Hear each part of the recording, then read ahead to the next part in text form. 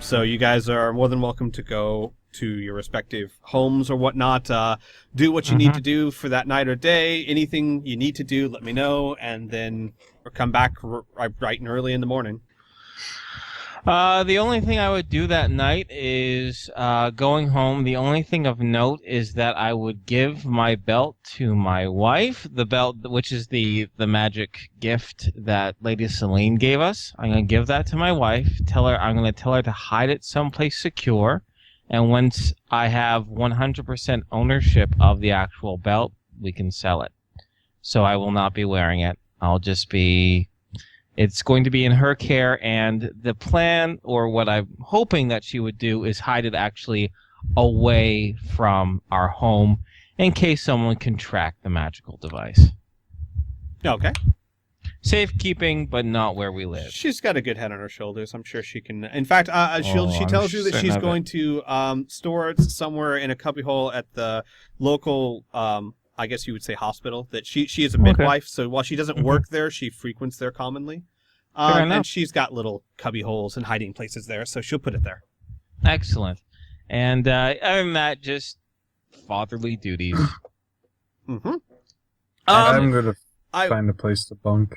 I'm not going to go into a full conversation, but I will say that your wife shows some concern. Obviously, you were gone for a night. You had some clothes. Obviously, she can tell your clothes has been mended. It looks like you've been kind of roughed up a bit. I'll tell her everything. Oh, okay then. That's different. She will look incredibly... We are a relationship where we tell each other everything. She loved me for who I was beforehand. There's no reason to deceive her.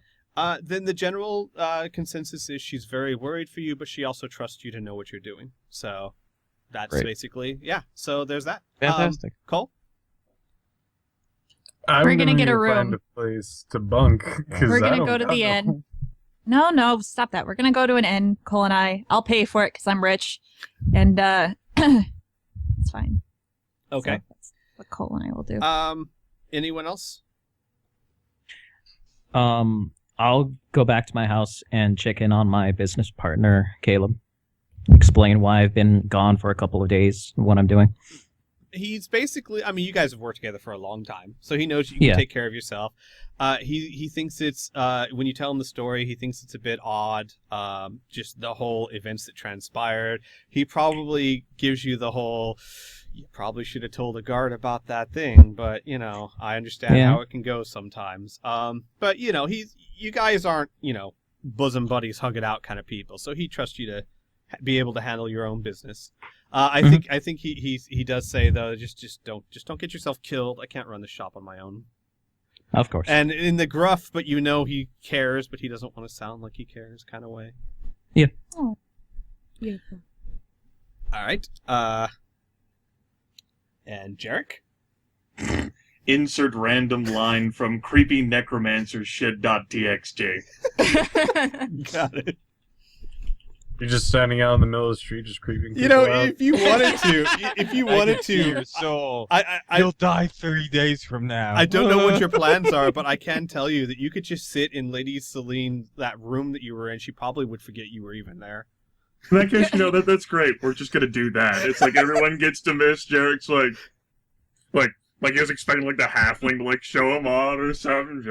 No, basically what happens is Lady Celine starts getting into some magical studies and experiments, and after about half an hour gets so absorbed in what she's doing, she forgets you're even there. I would say about 3 hours later, after it's starting to get dark outside, she looks up, realizes you're still there, orders you dinner, and then goes back to her work. She doesn't seem to care at all that you're there, or even remember half the time.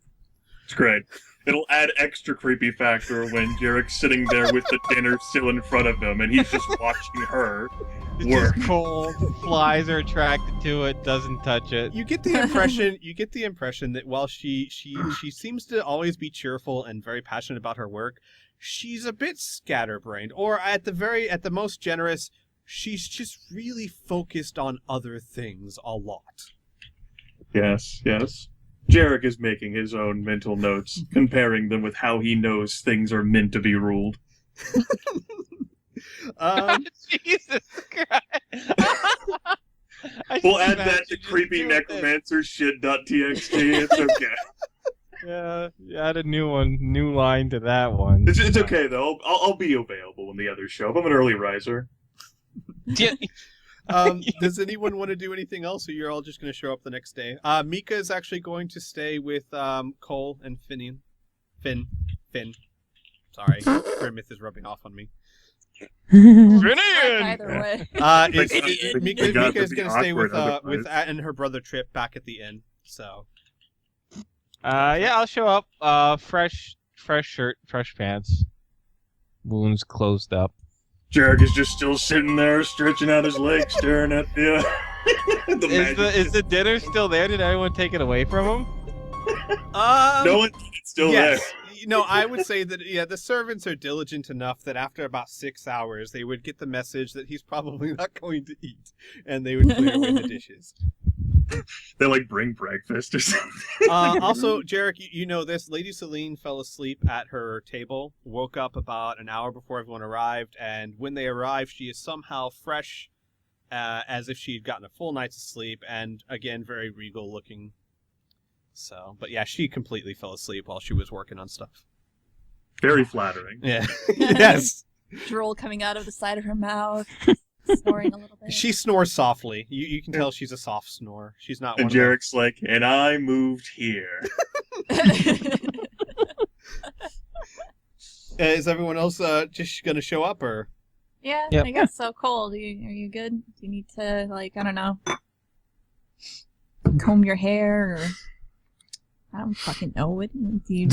Are we good? Can we go? Well, rest. Yes. We can go. Cole and I go.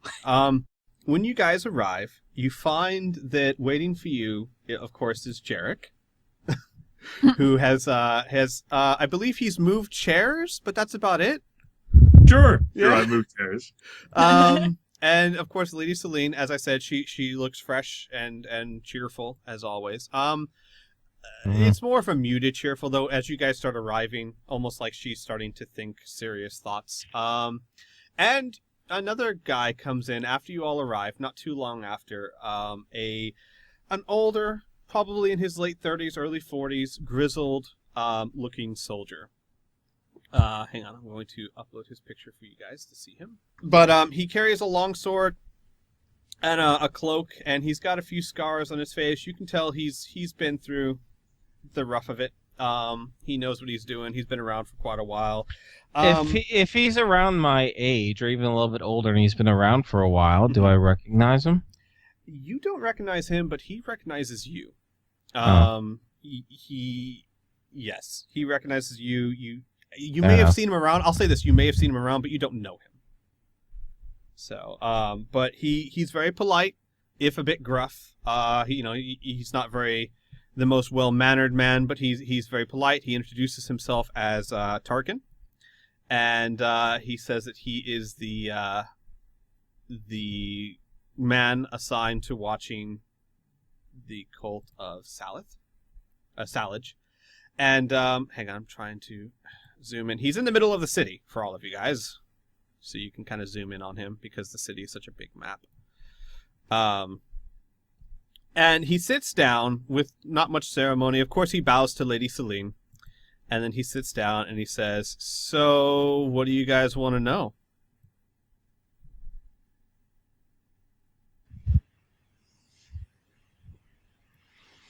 Whoa, I can't hear you. Hello?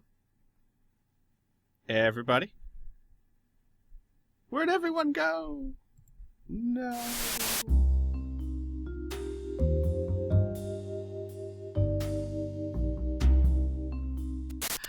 Sorry, guys. I'm not trying to be silent. Just hello. Hi. I have no idea what happened. Welcome back to the real world. What's the last thing everyone heard? The last thing was, yeah, he recognizes you, and then the call dropped. Yeah. Oh my god. Yeah, it was a while. So repeat yourself, motherfucker. Okay. I hadn't said too much.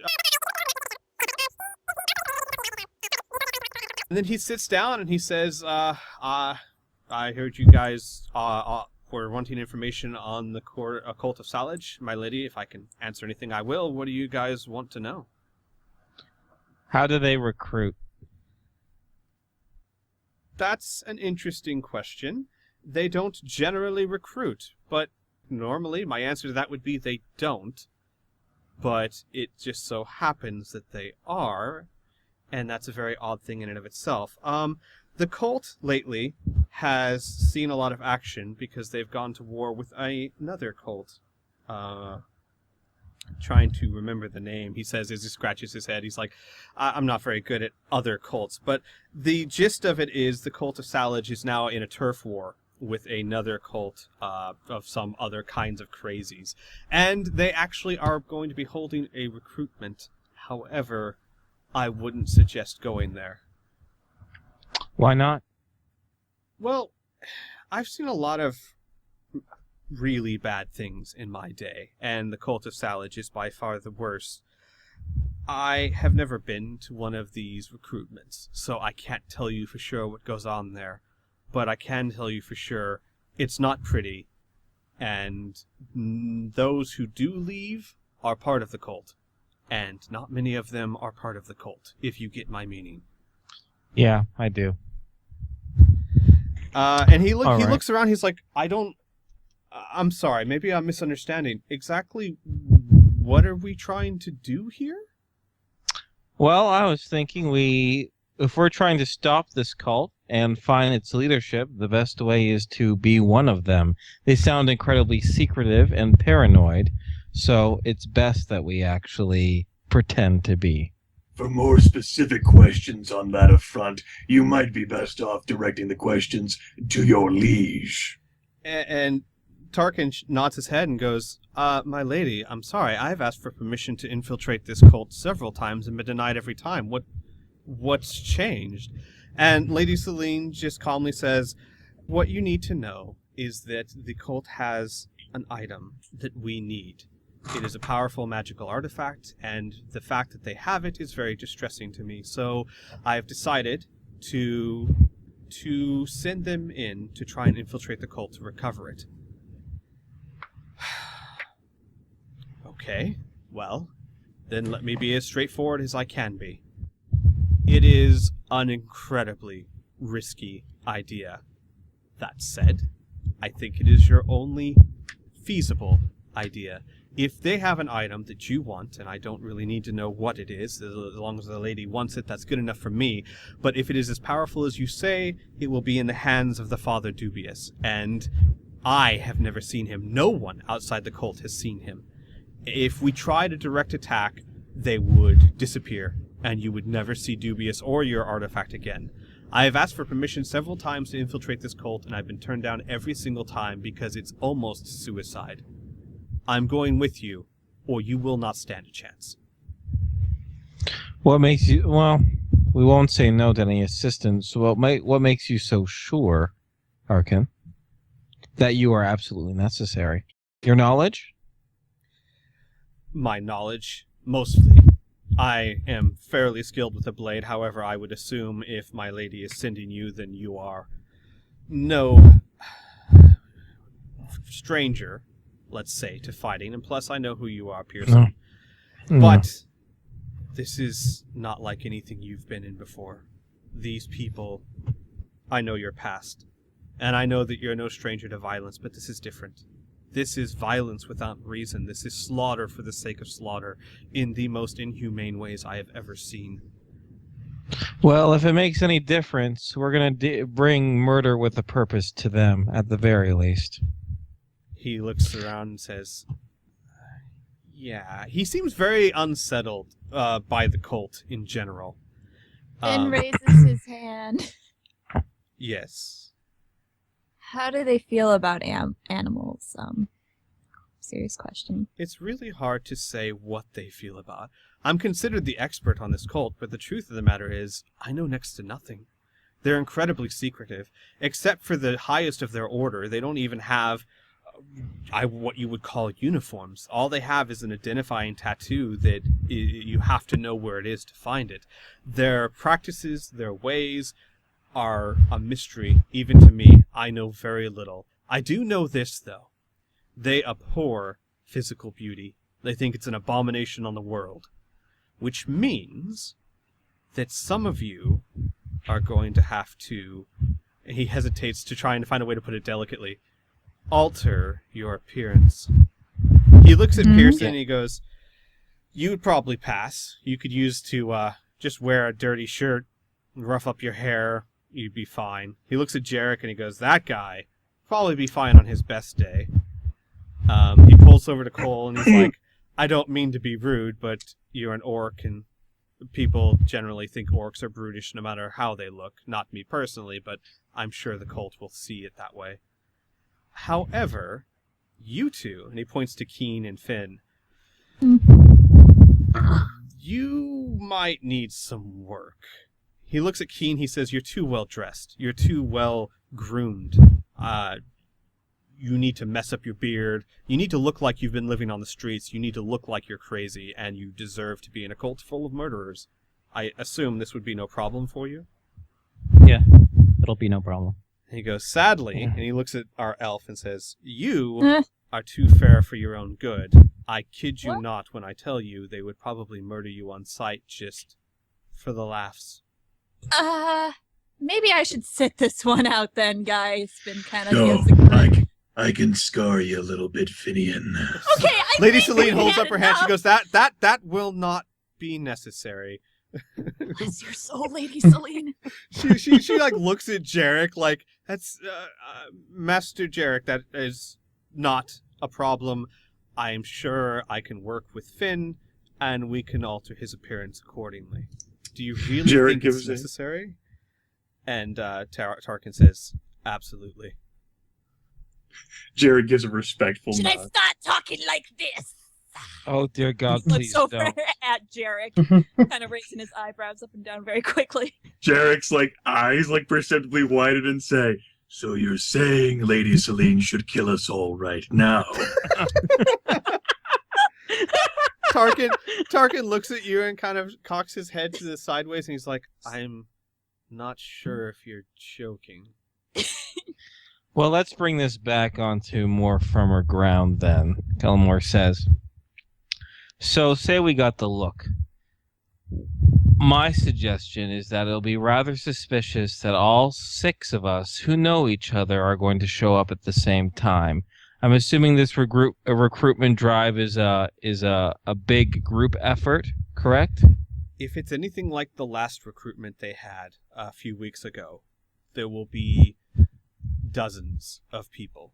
And many of these groups are, I hesitate to say friends when we're dealing with bandits, but together out of loyalty or money or fear. It should not be too hard for us to pass unnoticed. Perhaps, I suppose, but I'm always a cautious fellow. It would be rather suspicious that a group of 6 people who are trying to get in here start asking questions about a stone. It might be best that we all arrive there either individually or as pairs, and for a while pretend not to actually know each other. It might bring up the ruse a little bit more. Tarkin thinks about what you said and nods his head and says, yes, I think that might work. The details of what I have are that in a week's time, do you know the tavern of... crap, I wrote this down somewhere. The Tavern of Heroes. You can find the Tavern of Crap is found in the sewers. The Tavern of Heroes. You go there are kobolds. Pearson, you definitely would have heard of the Tavern of Heroes. Some of you might have. It's a tavern on a shady side of town. It's a very large tavern. It's known for being a gathering place of scum and villainy. And it's one of those, it's not famous, it's infamous. He says there will be a recruitment drive, if you want to call it that, there in about a week's time. If you're going to have any chance of getting into this cult, that will be the time. Perfect. But I cannot, and I cannot stress this enough, I cannot prepare you for what you will face because I honestly don't know. I will say this, though. Every single one of you should be prepared to take life. Or be really damn convincing if you don't want to. Fair enoug. What time does this initiation typically start? Most of the time in this world, they don't have watches and all that, so they generally just go by time of day. He'll say about an hour or two after nightfall is when it's supposed to, when you're supposed to be there. Right. Again, I don't know exactly what's going to happen, so I can't be more specific than that. Another question. I'm assuming these cultists are now broadcasting from the rooftops that they're having a super secret initiation for their cult of murder.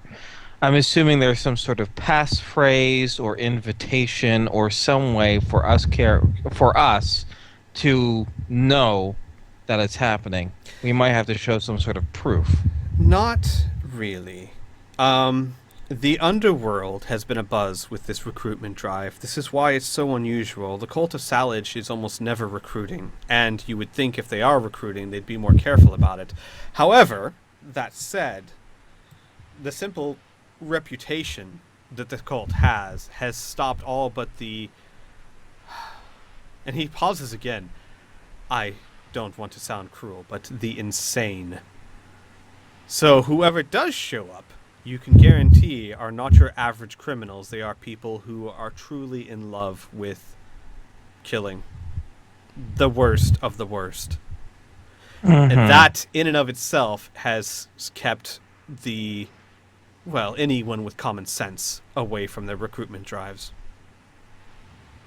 All right. How long has this Father Marion operated his cult within Whitebridge? Tarkin looks at you and he says, I started following them 2 years ago. They'd been here for some time before that. It's hard to say for sure. As I said, they're incredibly secretive. We don't even know where their base is located, where their stronghold is. But I can guarantee you the 2 years I've been following them, they've been operating in this town. However, not on this level. It's been a murder here, a murder there, enough to get the guards crazy, but not enough to really point fingers in their direction. In the past month, though, their killings have tripled. They've started a territory war with another cult that they never seemed to have any problems with before, and they're recruiting. I don't know what to make of it. Well, go ahead, Jarek. I find it morbidly fascinating that a cult devoted to merely insane murder has managed to operate on such a grand level of secrecy as to confuse Lady Celine's agents for so long. That would be because their crimes are completely random. It is incredibly hard to catch someone in the act of something when there is no way to tell when or where or who they'll strike. My assumption, just a suggestion, just coming from my past there, Tarkin, is that when there is a huge change in strategy of a group, that normally means there's a change of leadership. Maybe maybe the father isn't even in charge anymore. That is always a possibility. As I said, I've never actually seen Father Marion, but another possibility that I'm considering now that I'm hearing upon this, perhaps if this item is as powerful as you say it is, maybe it's a war over the item, or perhaps the item is being used to move something big or cause something big, or perhaps it's a combination of all three. The simple truth is we won't know until we get in there. True. All right. And he hesitates again. He's like, I don't want to sound like I'm repeating myself, but every you'll one never of you, see something. Yes. No, he was like, each and every one of you, if you commit to this, understand that we're going all in. We won't be going home to our families and our kids and our dogs and our kittens until this is done. So if you're coming, kiss whoever would kiss you goodbye and make whatever arrangements you need to make. Keen just blinks for a couple of seconds and shakes his head. Better visit the forest while you can, Finian. This is the only friend I have, points to Cole, and then he pulls out his slightly, mildly unconscious weasel from his bag and says, and this is also my friend. I Kinda remain slaps his weasel. unsurprised. It's like, you've been asleep for an awfully long time, buddy. He kind of shakes the weasel. The weasel kind of goes, bleh, and that's about it. Mika, actually, who's been sitting quietly this whole time, sees the ferret and goes, adorable! And runs over to the ferret and starts shaking it. And at this time, Tarkin's just kind of jaw drops. Who's that? Who's Mika. He's pointing the to fairy? Mika. Yeah. That's little purple lady. Mika stops what she's doing and stares at you. Concern yourself. I have Misha? a name. It's Mika. Maluka? Mika. Her name's Mika. And sorry, I can't remember your name. Tarkin's like, my apologies. I don't think I've seen any of your kind before. Please tell me you're not coming with us. And she puts her hands on her hips and goes, why not? Well, you remember what I was saying about physical beauty. I think you would be ripped to shreds in a second. If you're coming... He's got a crush on you. You better keep yourself well hidden. And Mika's like, well, I want to go.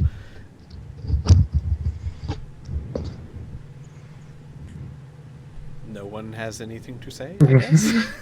No. That sounds like a personal problem. That does sound like a personal problem. And you shapeshift. I'm not going to stop her if she wants to go. And I don't think even if I said no, she would stop. Lady Celine holds up a hand again and she says, am I correct in assuming that you have a telepathic ability?